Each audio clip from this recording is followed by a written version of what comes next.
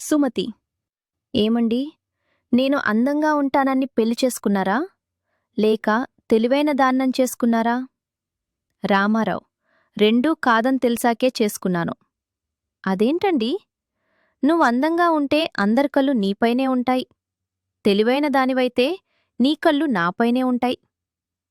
అర్థం కాలేదండి, అందుకే కదా నిన్ను చేసుకున్నాను. రాము: నిన్న ఆఫీస్కెందుకు రాలేదు? సోము: ఆస్పత్రిలో ఉన్నాను. అబద్ధం, నేను మిమ్మల్ని ఓ అందమైన అమ్మాయితో మార్కెట్లో తిరగడం చూశా.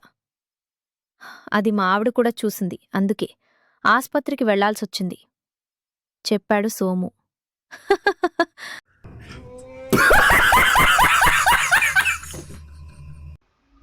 ఏమండి, నేను ఓ పొడుపు కథ చెప్తాను, విప్పాలి. రోజు చూస్తారు కానీ తెచ్చుకోలేరు. ఏమిటది? ఎదురింటి పద్మజని.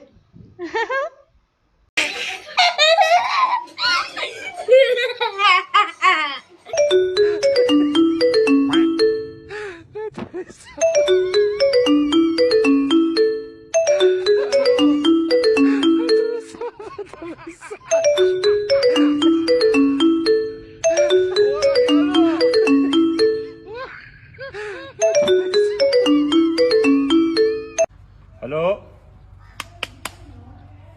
హలో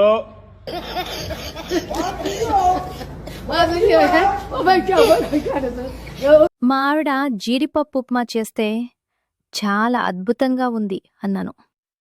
అంతే, వెంటనే గరిటెతోటి మూతి మీద వాతెట్టేసింది.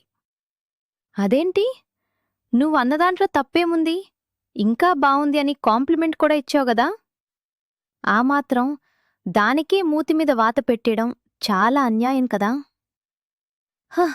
అది ఉప్మా కాదు, పాయసమంట.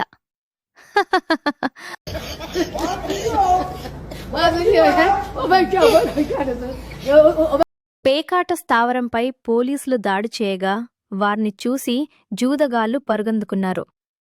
వారిలో ఒకడు మాత్రం వచ్చి జీప్లో కూర్చున్నాడు. మమ్మల్ని చూసి అందరూ పారిపోతే నువ్వేంటి పరుగెట్టుకుని వచ్చి జీప్లో కూర్చున్నావు? అడిగాడు పోలీస్.